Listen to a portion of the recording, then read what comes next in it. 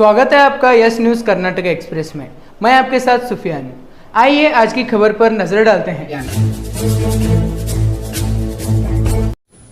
ಕಾನೂನು ಸಚಿವರು ಮತ್ತು ನಮ್ಮ ಇಂಡಸ್ಟ್ರೀಸ್ ಮಿನಿಸ್ಟ್ರು ಶಿವಾನಂದರವರು, ತಿಮ್ಮಾಪುರ್, ಜೆ.ಟಿ. ಪಾಟೀಲ್ ಮತ್ತು ನಮ್ಮೆಲ್ಲ ಅಧಿಕಾರಿಗಳು ಕೂಡ ಎಲ್ಲ ಇದ್ದಾರೆ.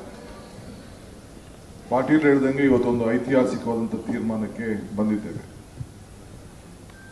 ಕಾಂಗ್ರೆಸ್ ಸರ್ಕಾರ ಬಂದ ತಕ್ಷಣ ಎಲ್ಲ ರೈತರ ಬದುಕಿಗೆ ಒಂದು ಹೊಸ ರೂಪವನ್ನು ಕೊಡಬೇಕು, ನೆನಗುದ್ದಿಕೊಂಡಂಥ ಎಲ್ಲ ಯೋಜನೆಗಳನ್ನು ಸಂಪೂರ್ಣ ಮಾಡಬೇಕು ಅನ್ನೋದು ನಮ್ಮ ಸಂಕಲ್ಪ. ಸೊ ಏನು ಕೃಷ್ಣ ಅವಾರ್ಡ್ ಏನದನ್ನು ಪ್ರಕಟಣೆ ಮಾಡಬೇಕು ಅಂತೇಳಿ ನಾನು 4 ಬಾರಿ ಭೇಟಿಯನ್ನು ಮಾಡಿದ್ದೆ.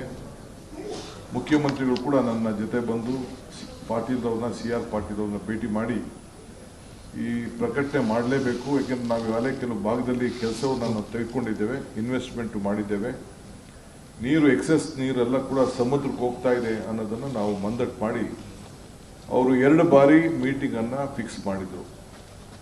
ಕಾರಣಾಂತರದಿಂದ ಒಂದು ಕಡೆ ಮಹಾರಾಷ್ಟ್ರದವರು, ಇನ್ನೊಂದು ಬಾರಿ ಆಂಧ್ರ ಪ್ರದೇಶದವರು ಈ ಮಧ್ಯಪ್ರವೇಶ ಮಾಡಿ ಅದನ್ನು ಮುಂದೂಡಲಾಯಿತು. ಗೆಜೆಟ್ ನೋಟಿಫಿಕೇಶನ್ ಮಾಡಲಿಕ್ಕೆ ಸಭೆ ಅವರು ಸಾತ್ವಿಕವಾಗಿ ಅವರು ಒಪ್ಕೊಂಡಿದ್ರು. ಇದು ಜಿನೈನ್ ಕೇಸ್ ಇದೆ, ಈಗಾಗಲೇ ಡಿಸಿಷನ್ ಆಗಿರೋದನ್ನ ಗೆಜೆಟ್ ನೋಟಿಫಿಕೇಶನ್ ಮಾಡಬೇಕು ಅಂತ. ಈ ಮಧ್ಯದಲ್ಲಿ ತಿರ್ಗಾ ನನಗೆ ಪತ್ರ ಕೂಡ ಬರೆದಿದ್ದಾರೆ, ಆತಂಕ ಪಡೋದು ಬೇಡ, ಮತ್ತೆ ಇನ್ನೊಂದು ದಿನ ನಿಗದಿಯನ್ನು ನಾವು ಮಾಡ್ತೀವಿ ಅಂತೇಳಿ. ಇದಕ್ಕೆ ನಾವು ಪೂರ್ವಕವಾಗಿ ನಾವು ಸಿದ್ಧತೆ ಮಾಡಿಕೊಳ್ಳಿಕ್ಕೆ ಈಗಾಗಲೇ ನಾವು ತಯಾರಾಗಿದ್ದೇವೆ. ಈಗಾಗಲೇ ಬೆಳಗಾಂನಲ್ಲಿ ಒಂದು ಸಭೆಯನ್ನು ನಡೆಸಿ ಇದರ ಬಗ್ಗೆ ಎಲ್ಲ ಪಕ್ಷದ ನಾಯಕರುಗಳನ್ನ, ರೈತರುಗಳನ್ನ ಕೂಡ ಕರೆದು ಚರ್ಚೆಯನ್ನು ಮುಖ್ಯಮಂತ್ರಿ ಅಧ್ಯಕ್ಷತೆಯಲ್ಲಿ ಒಂದು ಸಭೆ ಕೂಡ ನಡೀತು. ಆ ಸಭೆಯಲ್ಲಿ ಆಯಿತು, ಒಟ್ಟಾರೆ ನಾವು ಈ ಅವಾರ್ಡನ್ನು 1 ಬಾರಿ ಮಾಡಲಿಕ್ಕೆ ನಾವು ಚರ್ಚೆ ಮಾಡ್ತೀವಿ ಅಂತೇಳಿ ಸುಮಾರು 10 ಸುತ್ತಿನ ಚರ್ಚೆಯನ್ನು ಕಾನೂನು ಚೌಕಟ್ಟಿನಲ್ಲಿ, ಆರ್ಥಿಕ ಚೌಕಟ್ಟಿನಲ್ಲಿ, ಆಡಳಿತಿಕ ಚೌಕಟ್ಟಿನಲ್ಲಿ ಮತ್ತು ರೈತರ ಹಿತದೃಷ್ಟಿಯಿಂದ ಇವೆಲ್ಲ ಕೂಡ ಗಮನದಲ್ಲಿಟ್ಕೊಂಡು ನಾವು ಚರ್ಚೆಯನ್ನು ನಾವು ಮಾಡಿದ್ದೇವೆ. ಈ ಮಧ್ಯದಲ್ಲಿ ಮಹಾರಾಷ್ಟ್ರ ಚೀಫ್ ಮಿನಿಸ್ಟರ್ ಕೂಡ ನಾವು ಇದನ್ನು ಎತ್ತರ ಮಾಡಲಿಕ್ಕೆ 524 ಎತ್ತರ ಮಾಡಲಿಕ್ಕೆ ನಾವು ಬಿಡುವುದಿಲ್ಲ, ಸುಪ್ರೀಂ ಕೋರ್ಟ್ಗೆ ಹೋಗ್ತಾ ಇದ್ದೇವೆ ಅಂತ ಅವ್ರು ಹೇಳಿದ್ದಾರೆ. ಅದು ನಮ್ಮದು ಪ್ರತ್ಯೇಕವಾದಂಥ ಹೋರಾಟವನ್ನು ನಾನು ನಡೆಸ್ತೇವೆ. ಈಗ ನಾನು ಇಲ್ಲಿ ಈ ವೇದಿಕೆ ಮುಖಾಂತರ ಅದ್ರ ಬಗ್ಗೆ ಈಗ ಸದ್ಯಕ್ಕೆ ನಾವು ಚರ್ಚೆ ಮಾಡೋಕ್ಕೆ ಹೋಗುವುದಿಲ್ಲ. ಅದು ನಮ್ಮ ಹಕ್ಕು. ಈಗ ಆಗಿರೋಂಥ ತೀರ್ಮಾನ ಏನಿದೆ 524ವರೆಗೂ ಆಗಬೇಕು ಅಂತೇಳಿದೆ, ಅದು ಘೋಷಣೆ ಆಗಿರೋದು, ಅದನ್ನು ನಮ್ಮ ಹಕ್ಕು. ನಾವು ರಾಜಕೀಯವಾಗಿ ನಾವು ಯಾವ ರೀತಿ ಅದಕ್ಕೆ ಹೋರಾಟ ಮಾಡಬೇಕು ನಾವು ಮಾಡ್ತೇವೆ. ಈಗ ಬಂದಿರುವಂಥ ವಿಷಯ ಏನಪ್ಪ ಅಂತಂದರೆ, ಮಾನ್ಯ ಶ್ರೀ ಬೊಮ್ಮಾಯಿ ಅವರ ನೇತೃತ್ವದ ಸರ್ಕಾರ ಹಿಂದೆ ಅವರ ಕ್ಯಾಬಿನೆಟ್ ಸಬ್ ಕಮಿಟಿ ಅಲ್ಲಿ ಒಂದು ತೀರ್ಪನ್ನು ಮಾಡಿ ಒಂದು ಒಪ್ಪಂದದ 5 ತೀರ್ಪನ್ನ ದರಗಳನ್ನು ತೀರ್ಮಾನ ಮಾಡಬೇಕು ಅಂತ ಹೇಳಿ ಅವರು ಒಂದು ತೀರ್ಮಾನವನ್ನು ಮಾಡಿದ್ದಾರೆ. 25/1/2003 ಅವರು ಒಂದು ಆದೇಶವನ್ನು ಕೂಡ ಹೊರಡಿಸಿದ್ದಾರೆ. ಆ ಪ್ರಕಾರ 20 ಲಕ್ಷ ಎಕರೆಗೆ ಒಣಭೂಮಿಗೆ ಕೊಡಬೇಕು ಅಂತ ಒಂದು ತೀರ್ಮಾನವನ್ನು ಮಾಡಿದ್ದಾರೆ. ಅದಾದ ಮೇಲೆ 24 ಲಕ್ಷ ಬೇರೆಯವ್ರಿಗೆ ಕೊಡಬೇಕು ಅಂತೇಳಿ ಒಂದು ನೀರಾವರಿಗೆ ಕೊಡಬೇಕು ಅಂತ ತೀರ್ಮಾನ ಮಾಡಿದ್ದಾರೆ. ಇದನ್ನು ರೈತರು ಯಾರು ಒಪ್ಕೊಳ್ಳಿಲ್ಲ. ಈಗ ನಾವು ಅದಕ್ಕೆಲ್ಲ ಕೂಡ ಚರ್ಚೆಯನ್ನು ನಾವು ಮಾಡಿದ್ದೇವೆ. ಇವತ್ತು ಫೈನಾನ್ಷಿಯಲ್ ಕನ್ಸ್ಟ್ರೇಂಟ್ಸ್ ಕೂಡ ನಾವು ಮಾಡಿದ್ದೇವೆ. ಸೊ ಒಟ್ಟಾರೆ ಅದನ್ನು ಬೆಲೆ ಇವತ್ತು ತೀರ್ಮಾನ ಮಾಡಿದ್ದೀವಿ ಅದನ್ನು ಚೀಫ್ ಮಿನಿಸ್ಟರ್ ಘೋಷಣೆ ಮಾಡ್ತಾರೆ. ಆದರೆ ನಾನು ತಮ್ಗೆ ಹೇಳೋದಷ್ಟೇ, ಒಂದೇ ಹಂತದಲ್ಲಿ ನಮ್ಮ ಫೇಸ್ಡ್ ಎಲ್ಲೆಲ್ಲಿಂದ ಶುರು ಆಗ್ತದೆ 519ರಿಂದ ಪ್ರಾರಂಭ ಮಾಡಿ ಒಂದೊಂದು ಸ್ಟೇಜಲ್ಲೇ ಆ ಲೆವೆಲ್ ಮೇಲೇ ನಾವು ತೀರ್ಮಾನವನ್ನು ನಾವು ಅಕ್ವಿಷನ್ ಮಾಡಲಿಕ್ಕೆ ಒಂದು ಸ್ಟೇಜಲ್ಲೇ ನಾವು ಮಾಡಲಿಕ್ಕೆ ಎಲ್ಲರಿಗೂ ನಾವು ಅದನ್ನು ಲೇಟ್ ಮಾಡೋದು ಬೇಡ ಅಂತೇಳಿ ನಮ್ಮ ಪರಿಸ್ಥಿತಿಯನ್ನು ಅನುಗುಣಕೊಂಡು ನಾವು ಮಾಡಿಕೊಂಡು ನಾವು ಹೋಗ್ತಾ ಇದ್ದೇವೆ. ಸೊ ಇನ್ನು ಕೆಲವು ಅಕ್ವಿಷನ್ಸು ಕೆಲವೆಲ್ಲ ಆಗಿದೆ, ಕೆಲವು ಕೋರ್ಟ್ ವಿಚಾರ ಆಗಿದೆ. ಆ ಕೋರ್ಟ್ ವಿಚಾರ ಕೂಡ ನಾನು ಇದ್ರದ್ದು ಹೇಳ್ಬಿಟ್ಟ, ಫೈನಾನ್ಸ್ ಕೋರ್ಟ್ ಒಂದು ನಾನು ಹೇಳಿ. ಈಗ ಕೆಲವು ವಿಚಾರಗಳು ಏನಂತ ಅಂದರೆ, ಇಲ್ಲಿ ನಾವು ಆಲ್ಮಟ್ಟಿ ಜಲಾಶಯದ ಒಟ್ಟು 75,563 ಎಕರೆ ಮುಳುಗಡೆ ಆಗಿರುವಂಥ ಭೂಮಿಯನ್ನು 519ರಿಂದ 524.256 ವರೆಗೆ ಒಂದೇ ಹಂತದಲ್ಲಿ ಭೂಸ್ವಾಧೀನ ಮಾಡಿ ಭೂ ಖರೀದಿ ಆದ್ಯತೆಯನ್ನು ನೀಡಬೇಕು ಅಂತೇಳಿ ತೀರ್ಮಾನ ಮಾಡಿದ್ದೇವೆ. ಇದನ್ನು ಏನೇ ಮಾಡಿದ್ರು ಇದನ್ನ ಕನ್ಸೆಂಟ್ ಮತ್ತು ಡೈರೆಕ್ಟ್ ಪರ್ಚೇಸ್ ಮಾದರಿಯಲ್ಲಿ ನಾವು ಮಾಡಬೇಕು ಅಂತ ನಾವು ತೀರ್ಮಾನವನ್ನು ನಾವು ಮಾಡಿದ್ದೇವೆ.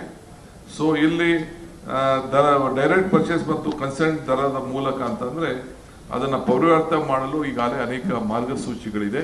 ಅದಕ್ಕೆ ಡೆಪ್ಟಿ ಕಮಿಷನರ್ಸ್ಗೆ ಅವಕಾಶ ಇದೆ. ಅದನ್ನೆಲ್ಲ ಕೂಡ ನಾವು ಮಾಡಿಕೊಂಡು ನಾವು ಬರ್ತೇವೆ. ಇನ್ನು ಮಿಕ್ಕಿದ್ದು ಕೆಲವು ಕೇಸ್ಗಳಿದೆ. ಆ ಕೇಸ್ಗಳನ್ನ ಈಗ ಸುಮಾರು 20,000 ಜನ ಬರೀ 1,000 ಎಕರೆ ಮಾತ್ರ ಬಿಟ್ಟಿದ್ದಾರೆ. ಮಿಕ್ಕಿದೆಲ್ಲರೂ ಕೂಡ ಕೋರ್ಟ್ಗೆ ಹೋಗಿದ್ದಾರೆ. ಸೊ ಅದಕ್ಕೆ ನಾವು ನಮ್ಮದೇ ಆದಂಥ ಕೆಲವು ಕಾನೂನಿನ ಚೌಕಟ್ಟಿನಲ್ಲಿ ನಾವು ಚರ್ಚೆ ಮಾಡಿದ್ದೇವೆ. ಸೊ ನ್ಯಾಯಾಲಯದಲ್ಲಿ ಪ್ರಕರಣ ಇರುವಂಥ ಏನು ಕೇಸ್ಗಳಿದೆ ಅದನ್ನು ಈಗಾಗಲೇ ನಮಗೆ ಅನೇಕ ನಾವು ಸಲಹೆಗಳನ್ನು ಕೂಡ ನಾವು ಪಡೆದಿದ್ದೇವೆ.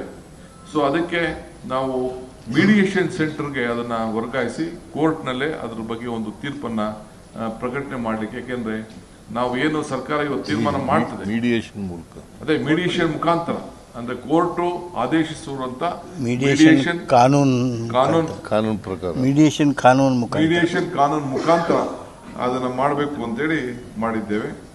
ಇನ್ನ ಏನು ನಾಟ್ ಅವಾರ್ಡೆಡ್ ಬಟ್ ನೋಟಿಫೈಡ್, ಅದು ಕೂಡ ಭೂಸ್ವಾಧೀನ ಪ್ರಕ್ರಿಯೆಯಿಂದ ಅವಾರ್ಡ್ನಿಂದ ವಿವಿಧ ಹಂತದಲ್ಲಿ ಇರುವಂತಹ 49,947 ಎಕರೆ ಜಮೀನನ್ನ ಅದನ್ನ ಹೊಸ ಭೂ ಕಾಯ್ದೆ ಪ್ರಕಾರ ಏನು ಇದೆ ಅದು ಕೂಡ ಕನ್ಸೆಂಟ್ ಅವಾರ್ಡ್ನಲ್ಲೇ ಮಾಡಬೇಕು. ವಾಲಂಟಿಯರ್ ಅವಾರ್ಡ್ ಮೂಲಕ ಕೈಗೊಳ್ಳಲು ನಮ್ಮ ಆಯುಕ್ತರಿಗೆ ನಿರ್ದೇಶನ ಮಾಡಬೇಕು ಅಂತ ತೀರ್ಮಾನ ಮಾಡಿದೆ.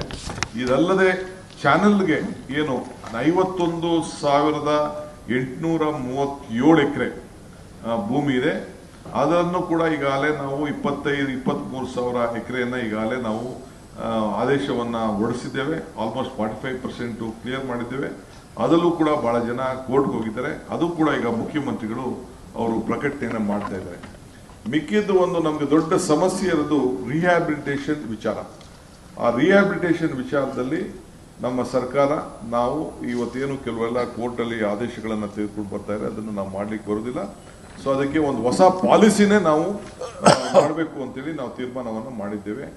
ಅದಕ್ಕೆ ಕಾನೂನಲ್ಲೂ ಒಂದು ಅವಕಾಶ ಇದೆ. ಅದಕ್ಕೆ ನಮ್ಮ ಅನೇಕ ಚರ್ಚೆ ಮಾಡಿ ಅವ್ರಿಗೆ ಯಾವ ರೀತಿ ಒಂದು ಹೊಸ ಪಾಲಿಸಿನ ಮುಂದಿನ ದಿನಗಳಿಂದ ಚರ್ಚೆ ಮಾಡಿಬಿಟ್ಟು ಅದಕ್ಕೆ ನಾವು ತೀರ್ಮಾನವನ್ನು ಮಾಡ್ತೇವೆ. ಮತ್ತು ಇನ್ನೊಂದು ಮುಖ್ಯವಾಗಿ ಇವತ್ತು ಪರಿಹಾರ ಪ್ಯಾಕೇಜ್ ನೀಡಲು ಅದಕ್ಕೆ ಒಂದು ಪರ್ಯಾಯ ನೀತಿಯನ್ನು ನಾವು ಮಾಡಲು ನಾವು ಈಗಾಗಲೇ ತೀರ್ಮಾನವನ್ನು ಮಾಡಿದ್ದೇವೆ. ಮಿಕ್ಕಿದ್ದು ಕೆಲವು ಒಂದು ಕಾನೂನಲ್ಲಿ ಒಂದು ಅವಕಾಶ ಇದೆ. The land acquisition rehabilitation resettlement authority ಅಂತ ಬಹಳ ದಿನದಿಂದ ಇರಲಿಲ್ಲ. ಕೋರ್ಟಲ್ಲೂ ಕೂಡ ಮಾರ್ಗದರ್ಶನ ಕೂಡ ನಾವು ಬಂದಿತ್ತು. ಅದನ್ನು ಕೂಡ ಸೆಕ್ಷನ್ 50 ಅನ್ವಯ, ಸೆಕ್ಷನ್ 51 ಅನ್ವಯ ಹಿಂದೆ ನಮಗೆ ಕೋರ್ಟಲ್ಲೂ ಕೂಡ ಇದಕ್ಕೊಂದು ಮಾರ್ಗದರ್ಶನ ಬಂದಿತ್ತು. ಕಾನೂನಿನ ಅನ್ವಯ ಸೆಕ್ಷನ್ 51 ಅನ್ವಯ the right to fair compensation transparency in land acquisition rehabilitation resettlement act ಪ್ರಕಾರ ಸೆಕ್ಷನ್ 51 ಅನ್ವಯ ಅದೊಂದು ಅಥಾರಿಟಿಯನ್ನೇ ಕೂಡ ನಾವು ರಚನೆಯನ್ನ ಮಾಡಿ ನಮ್ಮ ಚೀಫ್ ಜಸ್ಟಿಸ್ ಅವರು ನೇಮಕ ಮಾಡುವಂತ ಒಬ್ಬ ಜಡ್ಜ್ ಮುಖಾಂತರ, ಸಿಟ್ಟಿಂಗ್ ಜಡ್ಜ್ ಇಲ್ಲ ಅಂತಂದ್ರೆ ರಿಟೈರ್ಡ್ ಜಡ್ಜ್ ಅವ್ರು ಏನು ಮಾಡ್ತಾರೆ ನಮ್ಮ ಇದ್ರ ಮೇಲೆ ರಿಕ್ವೆಸ್ಟ್ ಮೇಲೆ ಕಾನೂನಲ್ಲಿ ಏನು ಇದೆ ಅದನ್ನು ನಾವು ಎಕ್ಸ್ಪ್ಲೋರ್ ಮಾಡಿ ಈ ಸಮಸ್ಯೆಯನ್ನು ಬಗೆಹರಿಸಬೇಕು ಅಂತೇಳಿ ನಾವು ತೀರ್ಮಾನ ಮಾಡಿದ್ವಿ. ಇದಲ್ಲದೆ ಮುಖ್ಯವಾಗಿ 2 ಹಂತ ಏನಿದೆ, ಒಂದು ಜಮೀನಿನ ಮುಳುಗಡೆ ಆಗುವಂತ ಜಾಗ, ಹಿನ್ನೀರಿನಲ್ಲಿ ಯಾವುದೇ ಹೊಸ ಸುದ್ದಿಯನ್ನ ನೋಡಲು ನಮ್ಮ ಎಸ್ ನ್ಯೂಸ್ ಕರ್ನಾಟಕ ಎಕ್ಸ್ಪ್ರೆಸ್ ನ ನೋಡ್ತಾ ಇರಿ. ಹಾಗೆ ನಮ್ಮ ಚಾನೆಲ್ ನ ಸಬ್ಸ್ಕ್ರೈಬ್ ಮಾಡಿ, ಬಾಜು ಇರುವ ಬೆಲ್ ಐಕಾನ್ ಅನ್ನ ಕ್ಲಿಕ್ ಮಾಡಿ. ಹಾಗೆ ನಮ್ಮ ಚಾನೆಲ್ ನ ಲೈಕ್ ಮಾಡಿ, ಶೇರ್ ಮಾಡಿ. ನಮ್ಮ ನಡೆ ಸತ್ಯದ ಕಡೆ.